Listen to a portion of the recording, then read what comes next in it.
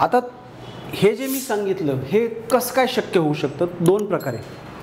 पहिलं, आपण लेक्चरमध्येच ही चर्चा करणार, जो सर्वात मेन सोर्स असेल तुमच्यासाठी. या प्रकारे अभ्यास करायचा की एखादा टॉपिक घेतला, त्याची चर्चा करता करता मी बोलत जाणार की हे याच्याशी रिलेशन, त्याच्याशी रिलेशन, त्याच्याशी. त्या गोष्टी कधी बोर्डवर मी लिहील, कधी लिहिणार नाही, पण तुम्ही त्या जड दिशेने कॅच करून ऐकता ऐकता नोट डाऊन करणं गरजेचं आहे. दुसरा हे या पद्धतीने अभ्यास करायचा सोर्स काय, तर आपले स्टँडर्ड न्यूजपेपर्स. मराठीतून फक्त वाचणार असाल तर लोकसत्ता, सकाळ, महाराष्ट्र टाइम्स 3 पेपर सर्वोत्तम आहेत की जे कुठल्याही बातमीचं स्पष्टीकरण देताना अशा प्रकारे देतात. हां, आता त्यांनी काय ते तुमच्या UPSC MPSCसाठी बातमी टाकली आहे का, नाही. त्यात ते ओघवत्या स्वरूपात, विखुरलेल्या स्वरूपात वेगवेगळ्या घटकांना स्पर्श करतात. सो ती बातमी वाचताना तुम्हाला ते कोणत्या कोणत्या घटकांना त्यांनी स्पर्श केला आहे त्याची नोंद घेता आली पाहिजे. जर तुम्ही इंग्लिश न्यूजपेपर वाचणार असाल तर द हिंदू आणि इंडियन एक्सप्रेस. जर तुम्ही इंग्लिश न्यूजपेपर वाचत नसाल, नो प्रॉब्लेम, मराठीतला वाचा, एक कुठला तरी व्यवस्थित वाचायचा. मी तर म्हणेल दररोज 3ही न्यूजपेपरचा आढावा घ्या. सॉफ्ट कॉपी आपल्याला सहज मिळतात, कारण 100% न्यूजपेपर आपल्या कामाचा कधीच नसतो. क्लिअर. हा इकडे घसरला, तो तिकडे पडला, हा या पक्षातून त्या पक्षात गेला, त्या पक्षातून त्या पक्षात गेला, असल्याच 80-90% बातम्या असतात ज्याच्याशी आपल्याला काही देणं घेणं नाही. आपल्या कामाच्या बातम्या हार्डली 15 ते 20%. तेवढे आपण 3ही पेपरमधून आढावा घेऊन सहज कव्हर करू शकतो. इंग्लिश पेपर वाचत नसाल, नो प्रॉब्लेम, इंग्लिश पेपरचं ॲनालिसिस, रोजचं ॲनालिसिस तुम्हाला यूट्यूबवर उपलब्ध असतं.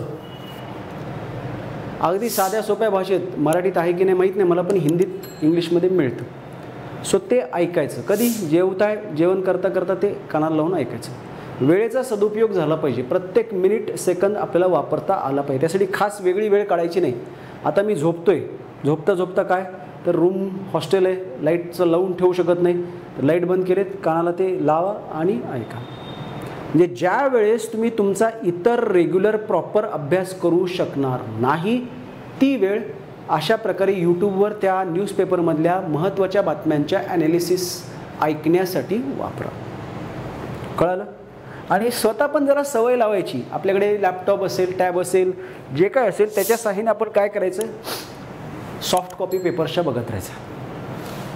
कसं आहे गोष्ट एक लक्षात घ्या, आपण गाडी चालवायला लागलो, पहिल्या दिवशी लगेच आपण गाडी चालवू शकत नाही.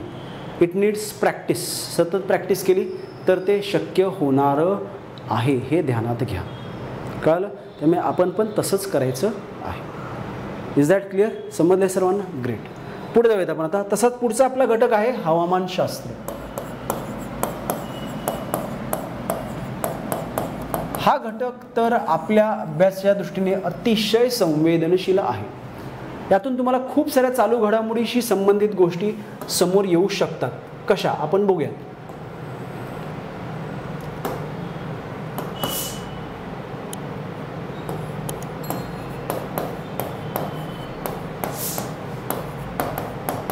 मान्सून पर्जन्य सर्वात महत्त्वाचा कळीचा मुद्दा.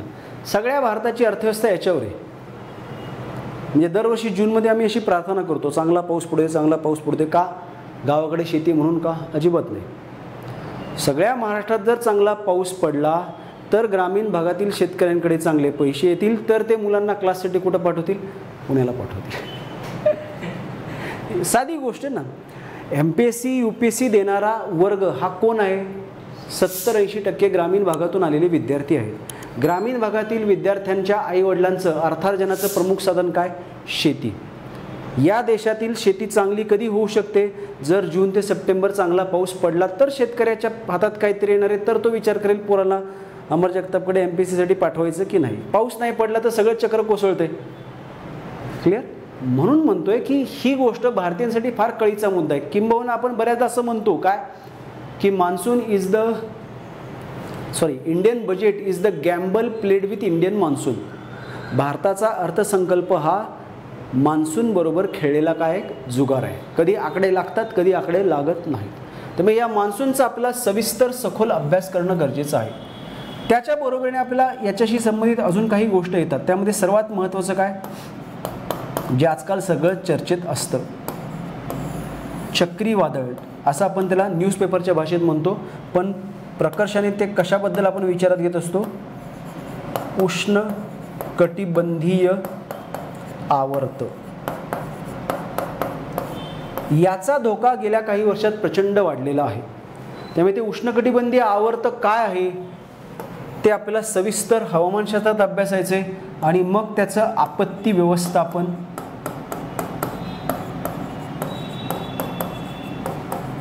मग त्यात ते परत दूरसंवेदन येतच.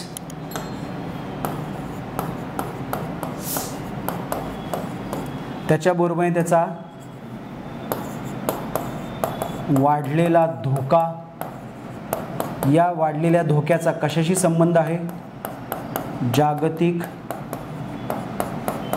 तापमान वाढ. मग ते आलं हरितगृह परिणाम, हवामान बदल, ह्या सगळ्या गोष्टी इंटररिलेटेड. म्हणजे परत भूगोलाची मूलभूत संकल्पना, सायन्स टेकचा भाग, डिझास्टर मॅनेजमेंटचा भाग, एन्व्हायरमेंटचा भाग, 3-4 घटकांशी ते रिलेटेड आहे. तसंच अजून एक अवर्षण, ज्याला सर्रास MPSC सुद्धा चुकीचा शब्द वापरते. काय? दुष्काळ. मराठवाड्यात भीषण दुष्काळ शक्यच नाही आहे. दुष्काळ ही गोष्ट भारत स्वतंत्र होईपर्यंत उद्भवली होती. स्वातंत्र्यानंतर भारतामध्ये दुष्काळ ही गोष्ट उद्भवलेली नाही. दुष्काळ काय असतो? तीव्र स्वरूपाची अन्न टंचाई निर्माण होऊन उपासमारीमुळे मानवाचे भूकबळी जाण्याचा धोका जर उद्भवला तर त्याला आपण म्हणतो दुष्काळ. असं झालं आहे का? नाही. आपण ज्यावेळेस मे महिन्यात बातमी ऐकतो ना, मराठवाड्यात भीषण दुष्काळ, त्यावेळेस आपण त्या बातमीत काय वाचतो? मराठवाड्यामध्ये काय झालेली आहे? तीव्र स्वरूपाची पाणी टंचाई उद्भवलेली आहे, की ज्या पाणी टंचाईला आपण काय म्हणतो? अवर्षण म्हणतो. हां, ब्रिटिशांच्या काळात व्हायचं, त्या स्वातंत्र्यानंतर आपण ते होऊ दिलेलं नाही आहे. मग हे अवर्षण अभ्यासताना आपल्याला भारतासंदर्भातला, विशेषतः महाराष्ट्रासंदर्भातला अभ्यास प्रकाशाने करायचा आहे. का महाराष्ट्रातला आजसुद्धा खूप मोठा प्रदेश काय आहे? अवर्षण प्रवण आहे. मराठवाड्याचा, विशेषतः पश्चिम मराठवाडा, मराठवाड्याचा पश्चिमेकडचा भाग, बीड, लातूर, धाराशिव आणि सभोवतालचा काही भाग, त्याला लागून असणारा पश्चिम महाराष्ट्राचा भाग, सोलापूरचा, सांगलीचा, पुण्याचा, अहमदनगरचा. अहमदनगर भले उत्तर महाराष्ट्रात आलं, पण आपण भौगोलिकदृष्ट्या पश्चिम महाराष्ट्र म्हणतो. हा सगळा पट्टा हा अवर्षण प्रवण आहे.